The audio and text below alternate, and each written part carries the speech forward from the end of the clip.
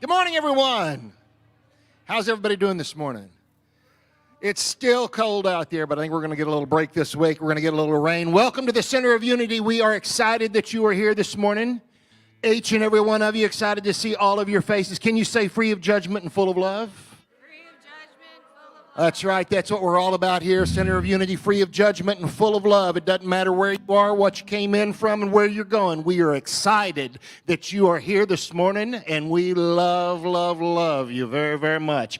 If you're joining us online, we want to say welcome to you as well. We are excited that you're with us, and if you would put a comment or something in there and let us know that you're with us this morning, that we would appreciate that. We're going to go ahead and get started here this morning.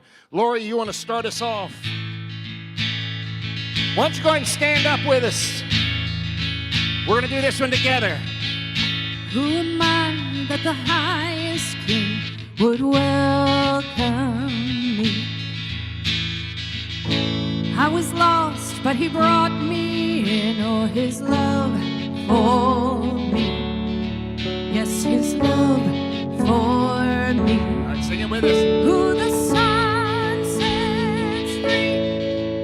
Oh, is free indeed. I'm a child of God. Yes, I am. Free at last, He's ransomed me. His grace runs deep. While I was a slave to myself, Jesus rescued me. Yes, He rescued me. Here we go, sing it. Who the sun sets free, oh, is free indeed. I'm a child of God. Yes, I am.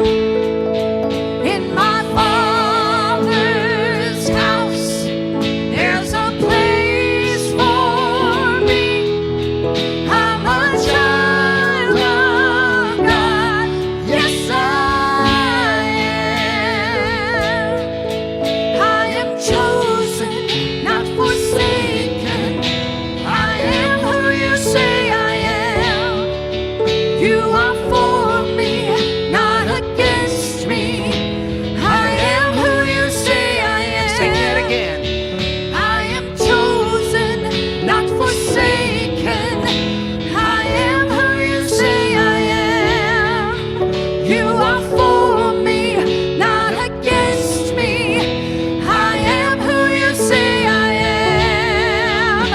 I am who you say I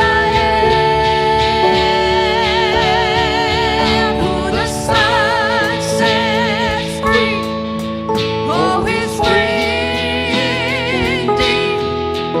I'm a child of God. Yes, I am. In my Father's house, there's a place for me. I'm a child of God. Yes, I am.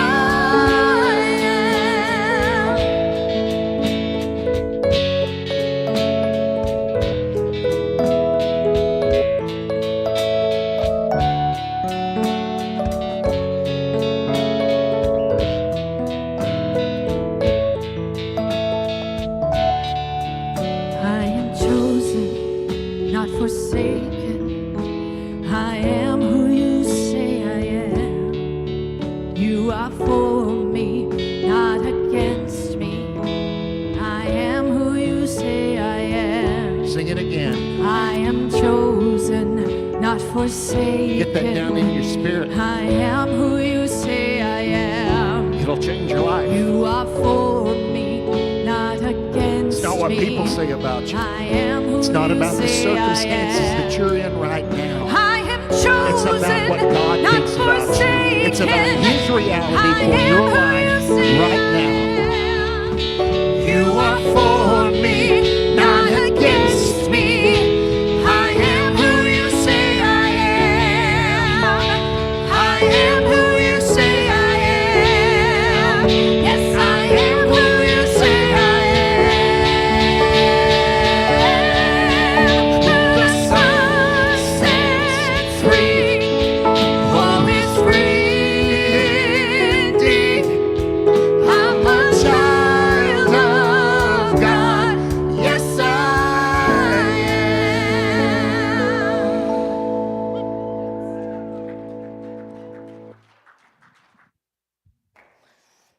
Nothing like starting with some good, powerful music to get that energy moving in us and to celebrate this opportunity to be together today in this place where we all claim our divinity. Good morning, everyone, and good morning those who are joining us via our live stream today. I am feeling much better. I am so grateful for all of your prayer energy that supported me in what was a pretty tough couple of weeks, and I'm grateful to say that most of it, there's still a few lingering things, but the vast majority of it, and my energy level has come back, and I'm certainly praying that my brain fog that seemed to accompany this has lifted. And I'm happy and delighted to be with you here today. It's a special day here for our community because we're having our annual meeting today, right after this service. Everyone is invited to attend. We will be live streaming it for those of you who could not be physically present. We don't have it set up yet that you can vote if you're a member remotely. That's part of what our change to our bylaws is going to be today. But there's lots that we're going to be sharing with you, so we hope that you'll stay afterwards. We got some snacks to kind of tide you over, and we will be starting 15 minutes after the service ends and expect to be probably wrapped up within an hour. So hopefully that will work with your schedule and you can come and be a part of celebrating what we were able to do last year and having a vision about what will be coming in this upcoming 2024. But in the meantime, we're going to sing again and have this service experience this morning. We are. This song says, "You call me out upon the water, the great unknown." And that's a lot of times where we find God, right out there in the darkness, in the great unknown, in the mystery. Song talks, it's really about when Peter, they were coming across on a boat, and Jesus was walking across the water, and he came up to the boat, and everybody was scared. They wasn't sure what it was. They thought maybe it was a ghost, and he said, no, it's me. It's me. Come on, Peter, step out of the boat.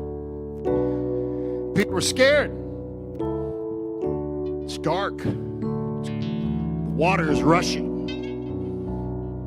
Jesus said, step out. Come on, Peter. Peter stepped out. He started walking across the water.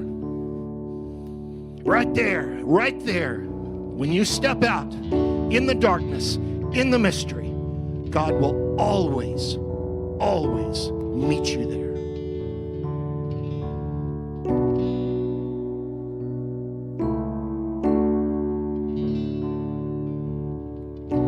You call me out upon the waters, the great unknown, where feet may fail, and there I find you in the mystery, in oceans deep, my faith will stand.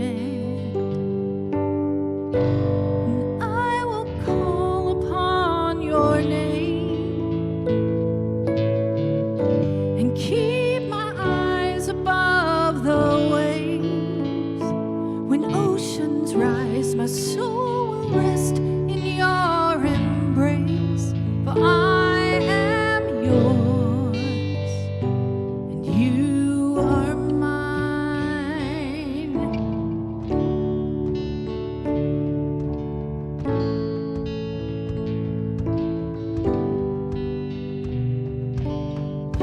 Your grace abounds in deepest waters, your sovereign hand will be my guide.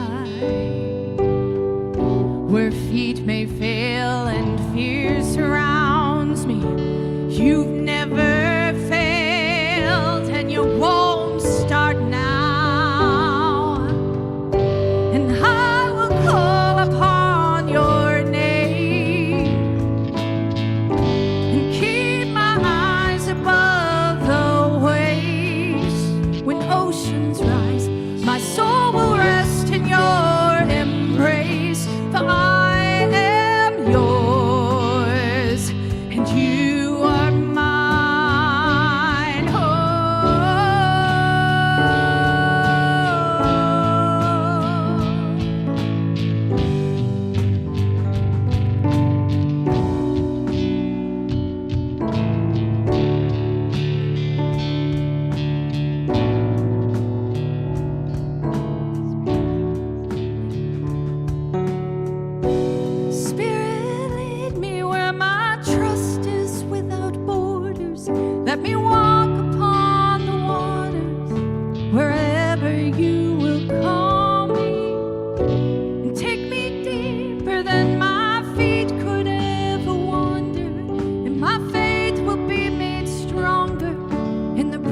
presence of the Spirit. Sing this with us.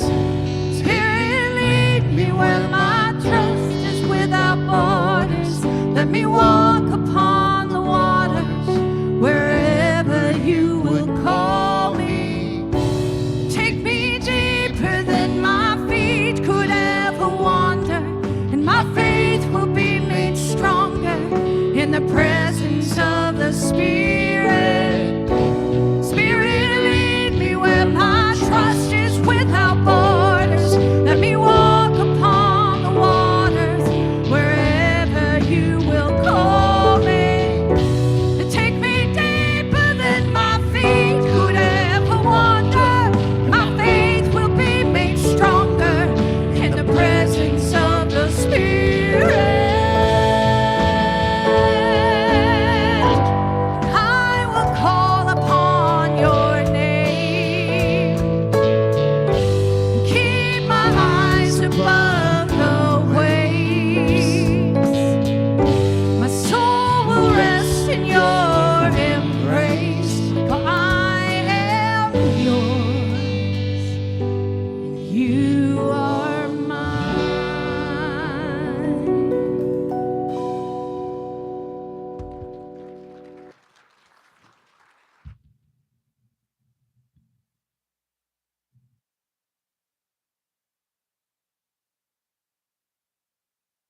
All right, good morning. Good morning. We're part of your care team, and I just briefly wanted to give a shout out to the congregation in light of what's been going on with my mom's house and everything. I'm so grateful for everyone that's reached out and showed support in so many ways. I'm new to the care team here, but I'm really proud to see that our entire congregation, this entire church, is one big care team. So I thank you all for that. Okay, today's daily word for January 21st is energetic. The limitless energy of Spirit flows through me. I smile as I watch children at play. Their boundless energy seems so natural, so effortless.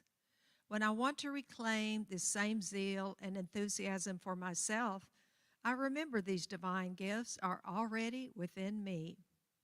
Centered in this awareness, I feel renewed vitality. As I take care of my family, move through my workday, enjoy time with dear ones, or volunteer in my community, I engage it all with enthusiasm and feel my energy build. If I feel my energy faltering, I don't despair. Instead, I pause for a moment to feel the quickening energy of Spirit, the divine life and strength that are flowing through me. As I am revitalized, the world feels new. I shimmer with energy and go about doing all I feel called to do. And our verse for today comes from 1 Colossians 11. May you be made strong with all the strength that comes from his glorious power. And as we have our healing prayer, we just continue to hold in that space of, I think we're feedbacking each other. There we go. We just continue to hold all of those who we have received prayer requests for, that we are, and the care team are holding in that sacred space of wholeness, of peace, of abundance, of energy to do all that is theirs to do in life. We lift them into the realm of infinite possibilities, knowing that God is in the midst of each and of all. And we feel a sense of gratitude in advance, knowing that there is an abounding life that is expressing through each and every individual. In the name, in the nature of that living, loving Christ presence in each of us, we stand in this truth. We hold one another in this space, and we celebrate the good that unfolds as we say thank you. Thank you, God. Amen.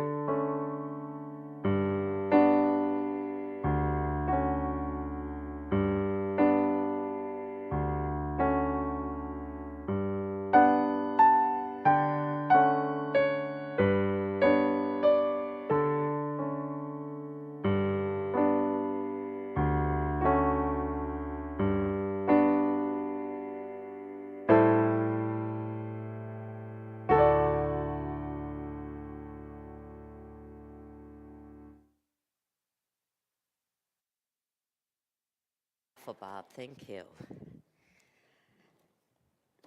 So as we start this new year, we're actually a couple weeks in, but it still feels like new.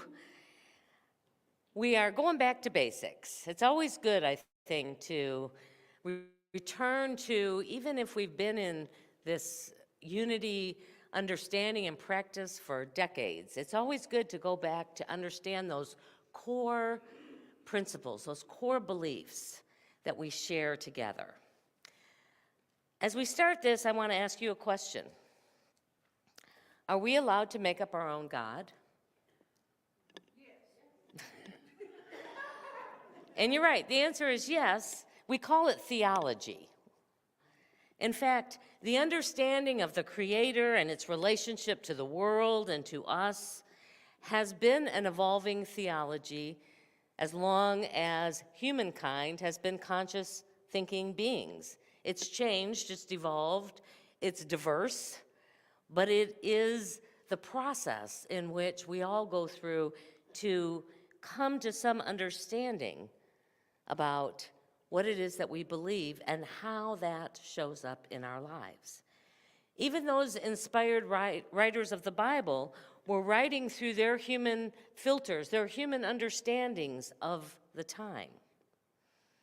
And in addition, at least in unity, perhaps not in some other faith belief systems, we're encouraged to question what our beliefs are. We're encouraged to question our theology and even change our minds as we grow and deepen our spiritual life. Ellen Davenport, who is a Unity minister and author, she wrote The 5 Principles, which I think is one of the best books out there if you're looking to go in a little more depth than what I can offer in this short time on a Sunday morning. And some of it I'm drawing from, suggests that every decade we should take some time to re-examine what it is we believe and see if those beliefs are still solidified within us, or perhaps they've shifted and changed some. Because think about this, the idea that we hold about God when we're 6 years old, when we're 16 years old, and when we're 60 years old, change. As we grow up, as we evolve, as we gain more understanding and wisdom, so must our relationship with the divine Creator. In many ways, we can see that continued evolution, humans developing their own concept of God throughout the writings from the Old Testament to the New. In the very earliest stories, God is understood as a force certainly greater than us, outside of us, that has the capacity to affect us. This is how people made sense of volcanoes and violent storms and rain or drought or disease or other things that were happening in their world that they just couldn't understand why. From this belief, their whole focus was, how do we make this God happy so that he doesn't keep doing these things that are so difficult in our world? As we read further into the Bible, we can see a concept of God evolving as a force, certainly still greater and outside of us, but acting more like a person, having feelings and emotions that cause certain actions to happen. It's a belief that's still ingrained in much of Christianity, certainly in the West, and in many ways ingrained in our culture. This is, in many ways, the belief system that's being rejected by a lot of people leaving Christianity. And it's one that we continue to explore and examine in our own lives. Shelby Spong, who is a retired, well, he's not on the planet anymore. He was a retired Episcopal minister, and he's written many books about this changing, evolving concept of God and our relationship to that God. He writes this, he says, the theistic God is seen as a being supernatural in power, dwelling outside this world, and able to invade the world in miraculous ways, sometimes to bless, to punish, to accomplish divine will, to answer prayers or not answer prayers, to come to the aid of the frail, powerless human beings. And theism is reinforced every time we refer to God as He, or Father, or even She. That we give God this human attributes. And it is that human, albeit superhuman, responsible for what's unfolding in our lives and in our world. The Unity 5 principles were a challenge, continue to be a challenge to that aspect of theism, what God is, what human beings are, and how the two relate to each other, how prayer works, and how we are expected to live as spiritual beings having this human experience. And while our understanding of God may change over time, the creative source that we call God is unchanging. That is what a principle is. By definition, a principle is a rule or a law that never changes. It applies to all of life, to all people, everywhere, all the time. Think of the principle of mathematics or of gravity. Gravity is a little easier one. When we don't understand gravity, we might wonder, well, why is it that when I step off a cliff, I fall and get hurt? Why is it that when I want something to float, it falls to the ground? When you understand the principle of it, you can learn how to work with it. You understand it, you can adapt to it. The principle doesn't change, but our understanding of it and how we engage in it, to the extent that we can now fly airplanes and go to the moon. We understand gravity so we could begin to embrace its laws and work within them. We realize that it's not arbitrary. It never holds some people to the ground and decides that other people are not worthy of its laws and lets them float away. It doesn't care about how we've been behaving or how deserving we might be. It is a law that acts in the same way every time. Spiritual principles are the same. They're constant, they're unchanging, and what's hard to grasp sometimes is that they are impersonal. They work with or without our understanding, and they hold no opinions about behavior. Unity's 5 principles are something that were initially taught in various ways by our co-founders, Charles and Myrtle Fillmore, but they were later synthesized into what we now know as the 5 principles. And it didn't happen until 1990. Many people who come in think, well, those have always been there.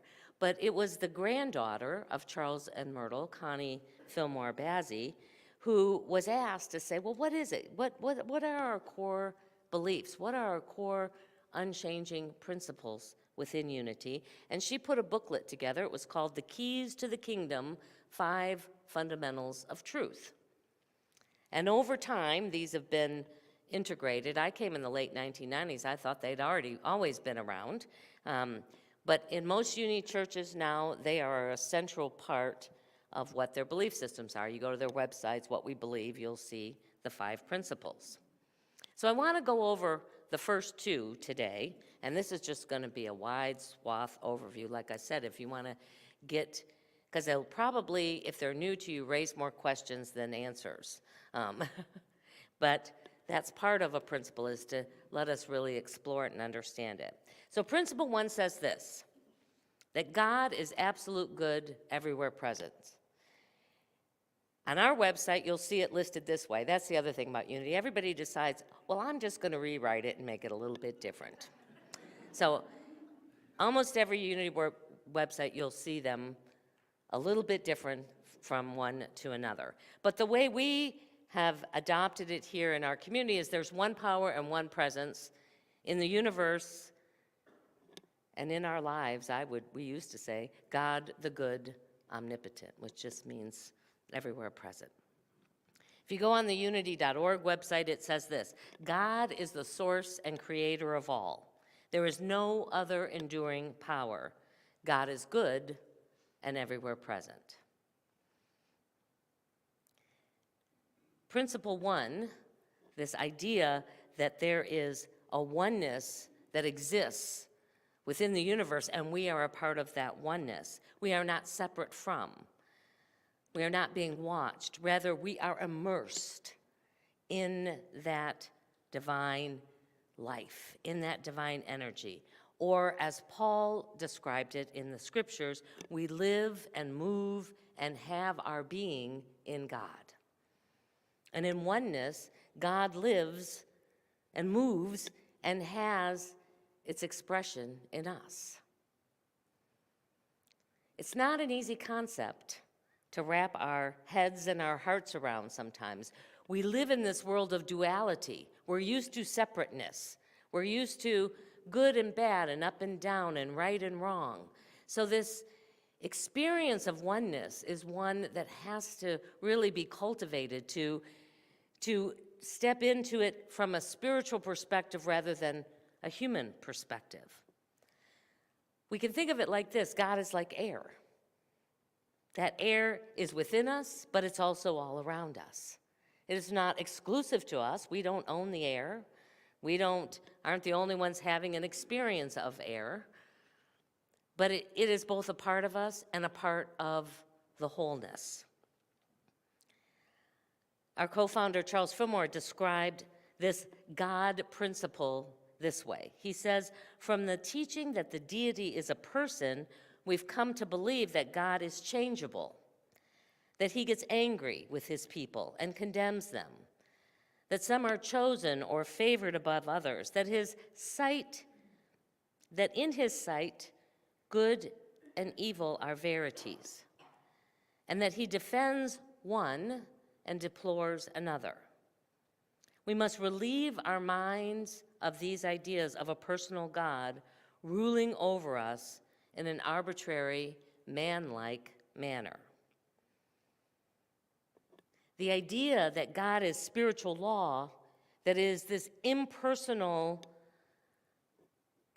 essence in the world, is challenging, to say the least. We are people who feel through that sense of connection. Most people they need to believe that God knows and cares about their lives. And this personal relationship with the divine doesn't get lost when we add principle 2 into the measure. It simply reflects that this connection, this oneness is relocated inside of you, as you, rather than somewhere out there. So when we look at principle 2 says this, that human beings have a spark of divinity within them, the Christ spirit within. Their very essence is of God, and therefore they are also inherently good. That's from the Keys to the Kingdom, the original description of the second principle. The way we say it here in our community is the divinity is in all humankind. Jesus was not the exception, rather the example. I know that can be challenging for some people. It was the thing that tweaked me and like, woohoo, when I first came here, but for other people that might be a little more difficult to be able to come to some relationship and understanding with that. In the kids' version, it simply says this: we are God expressing inherent goodness. The way that we relate to God, the way that we experience God, the way that we have that personal connection is through what we describe as love, as unconditional love. I think that was the mission, that was the message. That's what Jesus came to help humankind understand that God is love. That's the simplest form, that's the simplest sentence in all of the New Testament that Jesus could say. God is love. Now you notice it doesn't say God is loving. God is the very essence of love. It's not that God can be loving, as God is that very energy of love itself. That God is not powerful, God is the very core of power infused in the universe. It's the very ground that we can each tap into. God is not wise, rather, God is that infinite intelligence that underlies all of life. We become wise when we can tap into it. We are the divine expressing in human form, at least in potential. This is what Jesus tried so many times to tell us, to show us. Jesus was demonstrating what was possible when we are fully aligned, when we are fully connected, when we are tapped into our intimate wholeness in the universe and that presence within us. Some would call it the divine, we call it the Christ Spirit within us. Whatever label you give to it, the essence is ours to be able to live that full expression when we can get in alignment, when we understand it. He was able to unconditionally love and forgive, to heal, to transcend human limitations because he was living from his God self.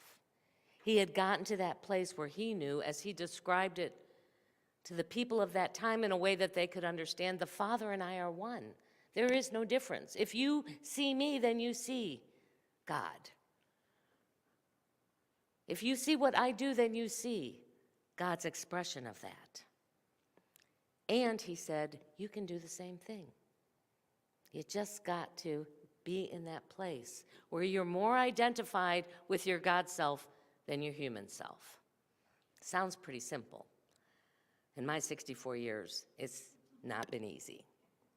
Because the human part of us, by default, seems to be the place that has the greater identification, at least in this world.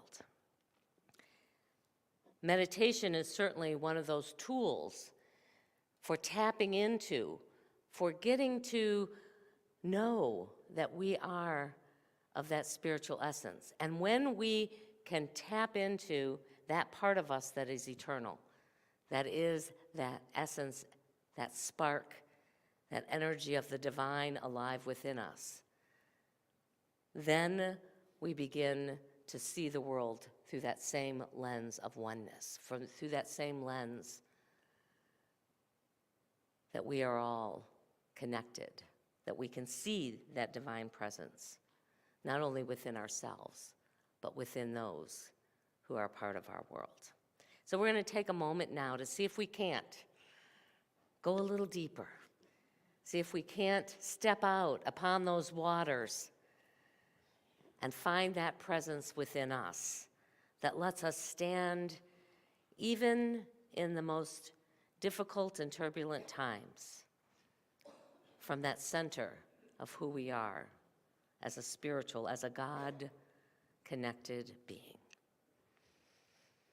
So as you just relax and let go of all of the activity that the mind has been processing from this morning, or the thoughts about what might be happening later on in this day, and just see if you can't be fully aware of this present moment.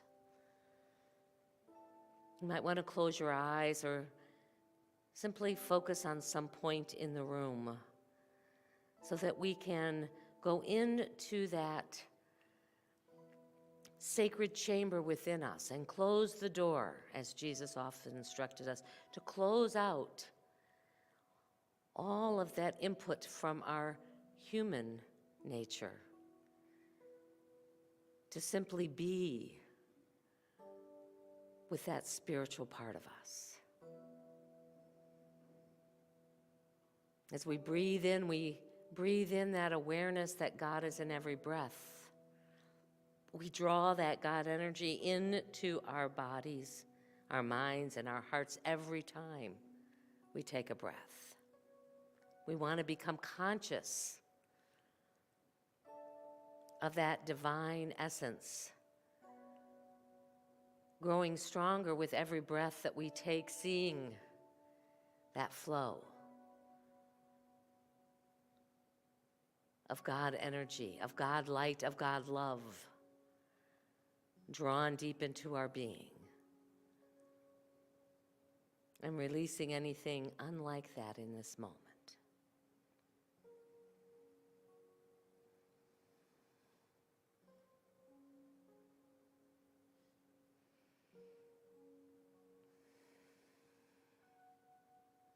See if you can't speak the statement to your darkest part of life, to say, I am God's love in expression. I am a beloved, always, of the one who created me.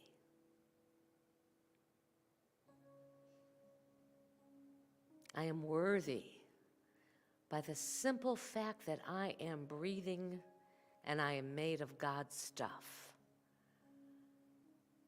of all of life's abundance, of health, of passionate work,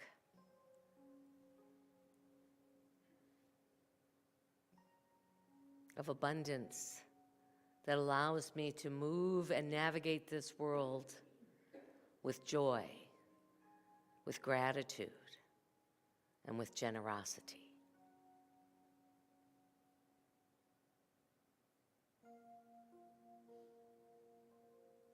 I am willing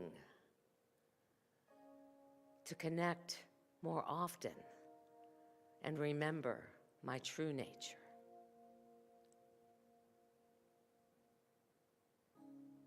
I am one, never separate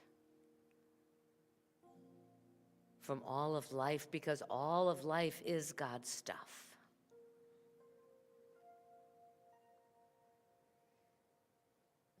I have been given all that I need to be that full expression of God's love.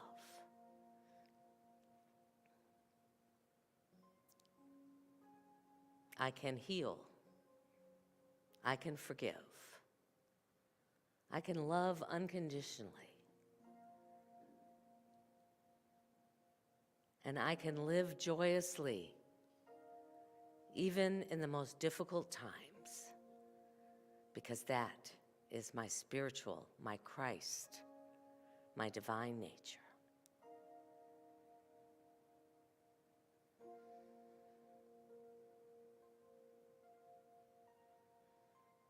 And there is a peace that comes when I know this.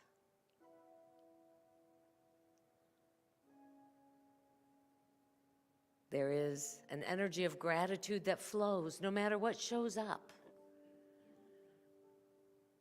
because I know I have the resources to tap into and move through them. And I give thanks for communities like this that will hold that space for me in the moments where I can't quite get there. That is the gift that we can give one another, that we can stand in their truth until they are ready to claim it for themselves once again.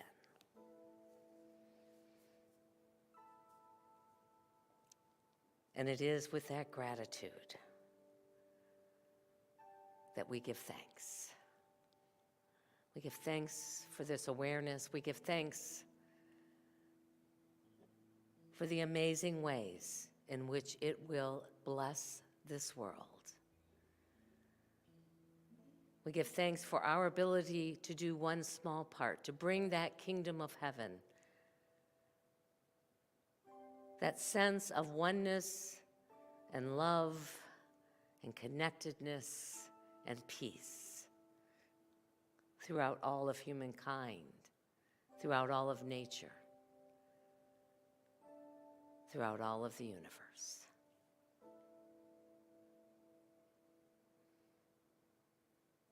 And as you're ready, you can begin to bring your attention back to this time and to this place. Aware once again of the body that supports you through all of this. Through the mind that has infinite capacity to awaken to new ways, and to the heart that is capable of boundless love. And whenever you're ready, you can open your eyes.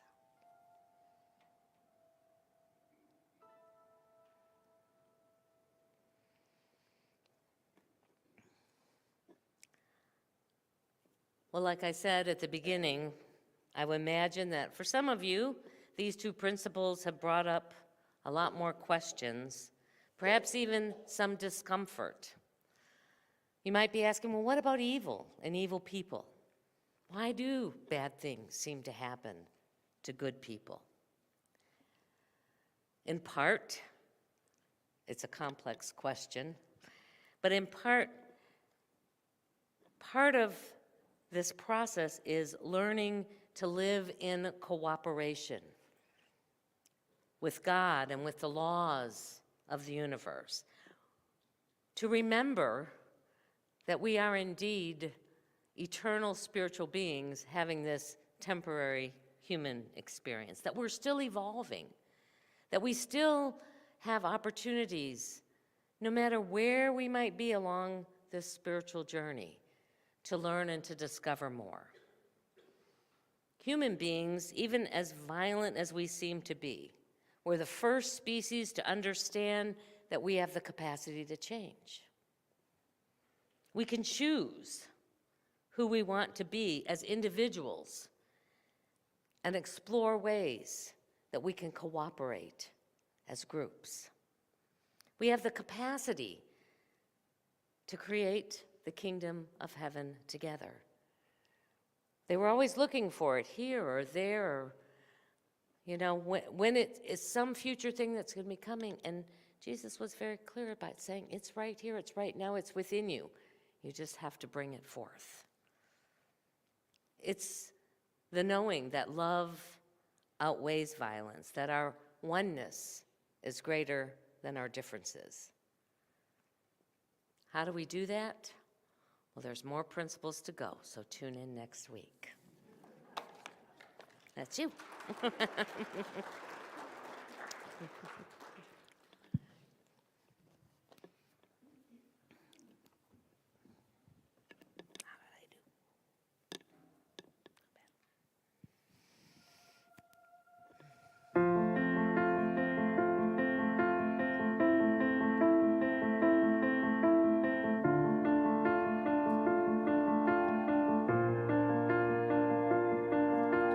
I keep fighting voices in my mind that say I'm not enough.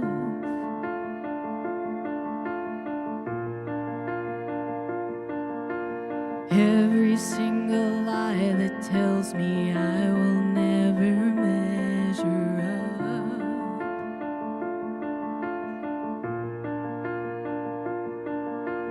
Am I more than just the sum of every high and every low?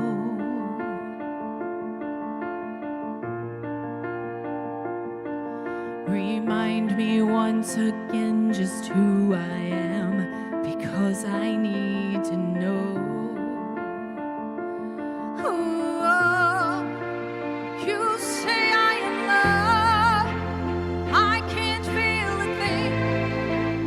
You say I am strong when I think I am weak. You say I am held when I have fallen short, when I don't belong.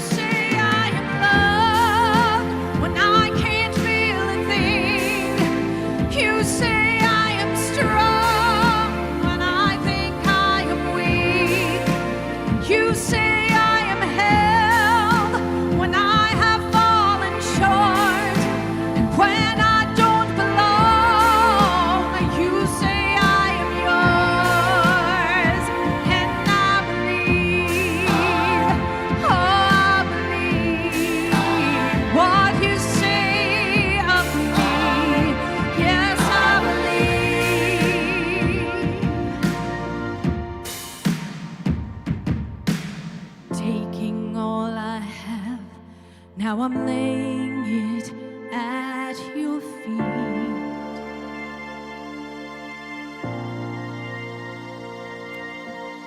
You have every failure, God. You have every victory.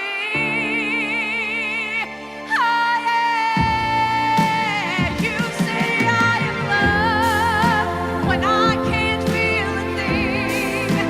You say I am strong when I think I am weak. You say I am held when I have fallen short, when I don't belong. Or you say I am yours, and I believe, yes I believe what you say of me. Oh, believe, yes I believe what you say of me. I believe.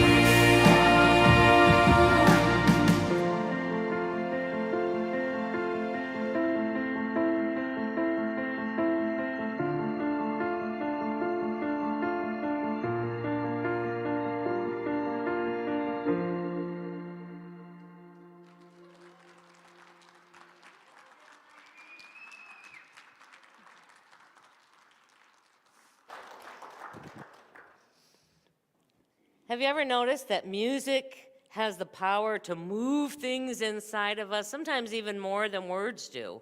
It is a beautiful, amazing phenomenon, and I'm grateful for the music that we get to experience here that just helps that move within us in a way that we can feel, that we can connect to. Well, it is our opportunity now to share of our financial good with this ministry. In a few moments, the ushers are going to invite you to come up row by row and place your gift if you are sharing one today, or if you give electronically, as many people do. A lot of people, the younger people, they'll just Venmo us on Sunday morning. But come anyway, just have that be the awareness of your gifts and the way that they move through our ministry, even though they're not in a tangible paper form. And then also to receive an affirmation today to bless you this week. You know, one of the things I just wanted to share with you as we look to next year and to the ways in which we will continue to have all that we need to support us in all that is ours to do. For those of you who have taken a look at the vision and the budget, one of the things that you may have noticed, for those who look at those numbers, is that my salary has decreased, and that is because at my request, the board has agreed to move me to what I'm going to call a part-time status. Now, this will be mine to manage. Really what it means for me is that I will be taking up to 10 weeks a year off. That will allow me to both travel while I'm still young enough and able to do that, as well as spend as much significant time as I can with my mom, who will be 90 in 2 months, and I don't know how much longer she'll be, so I'm trying to get up there 3 or 4 times a year. She lives in Michigan. And to focus on this integral part that I am working with. And I will still be here weekly, most weeks of the year, and I'm going to try and limit my office hours a little bit. And my word this year that I got from the Whitestone is empowering. So that's part of my focus this year, too, is empowering the people in this community to take certain aspects that were mine, that were typically the ministers, and begin to allow them to step into that and own that. For instance, Norma Crawford has now stepped in for several months as the leader and the host of the Metaphysical Bible class on Tuesdays. Denise Teague has said yes to helping to manage and run the spirit groups that we will have several times a year. And more of those opportunities will come. So I'm staying open to and inviting all of us as we go through who we have come here to be as a community and how does that want to express out. That's really going to be our focus for this coming year. And where I will be focusing most of my energy is how can I really empower this community to be in that discernment and then be a part of whatever arises out of it. So I'm very grateful for that, and know that it will give us a little breathing room in our budget too. And it's, again, it works for me because I'm going to start taking my Social Security. So I'm all is well, everything's taken care of, and it was at my request. So I just want that. And I'll be speaking a little bit more about how that's going to look at the annual meeting. So I hope you'll come and be a part of that. All right, so for right now, let us bless what we offer today, either by holding it in our hands or holding the energy of the way in which we give and support this ministry in our minds and our hearts, and bless it together. Divine love, through me, blesses and multiplies all that I have, all that I give, and all that I receive. Thank you, Father, Mother God.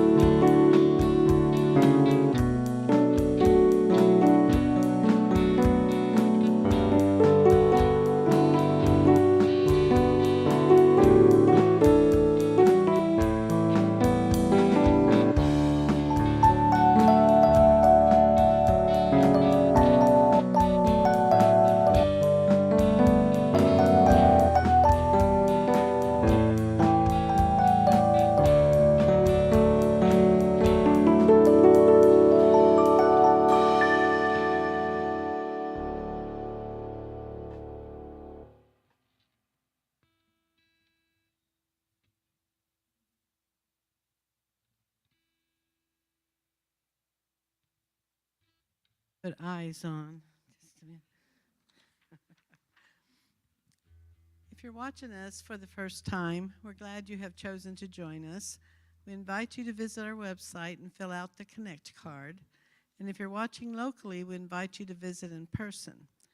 If you're visiting us in person for the first time, please complete a visitor card found in the pew pocket in front of you and drop it in the box at the back of the sanctuary on your way out.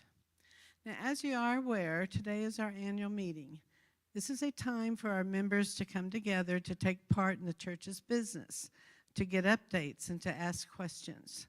For non-members, the annual meeting is a great way to gain insight into what's going on in our community and may help you decide if you want to take the membership class in March. We need you all to join us for a successful meeting, so to all who will attend, we love you, we bless you, we truly appreciate you, and we behold the Christ in you.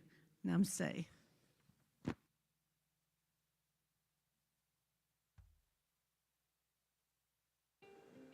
Here's what's coming up at Center of Unity. Join the book club on January 27th at 11:30 a.m. on Zoom and start a new year of reading. We will discuss The Quiet Tenant by Clements Michelin. The Zoom ID is on the screen, or you can access it from our website or the COU app. Join the Courage Group online for a Zoom meeting where we will discuss our plans for 2024. Your opinions matter, so be sure to join us. The Zoom ID is on the screen, or you can access it from our website or the COU app. Join us in the sanctuary after service for our annual membership meeting where we will vote on bylaw changes as well as welcome 2 new board members. There are multiple ways you can make a donation to Center of Unity. You can drop your donation off at the church, mail it to our P.O. Box, visit our website, or use the COU or Venmo app. Your continued support is greatly appreciated. Well, thank you for each one of you joining us this week. We look forward to seeing you again next week, but we're going to bring our kids in first. Bob? This little light of mine, I'm going to let it shine. This little light of mine, I'm going to let it shine. This little light of mine, I'm going to let it shine. Let it shine. Let it shine, let it shine. This little light of mine, I'm gonna let it shine. This little light of mine, I'm gonna let it shine. This little light of mine, I'm gonna let it shine. Let it shine, let it shine, let it shine. I'm trying to hold it out so Debbie gets here.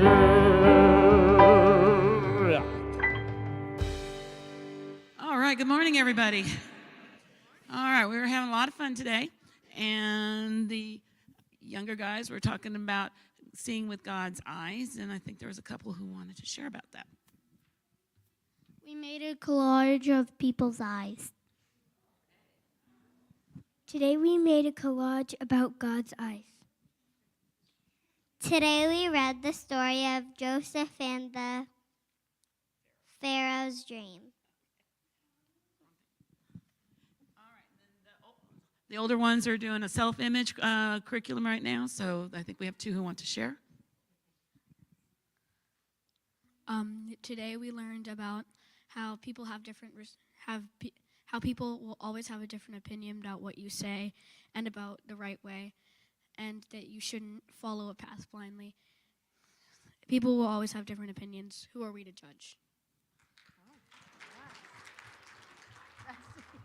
So we also cut out magazines and say how we were reminded of our friends and ourselves. So the message was, don't follow someone blindly. Check, like, there's 11 reviews. Don't follow 1 review. Follow 10 reviews. All right, okay, there we go. Thank you so much. All right, why don't we go ahead and stand up together, we'll join hands, and let's do our peace song.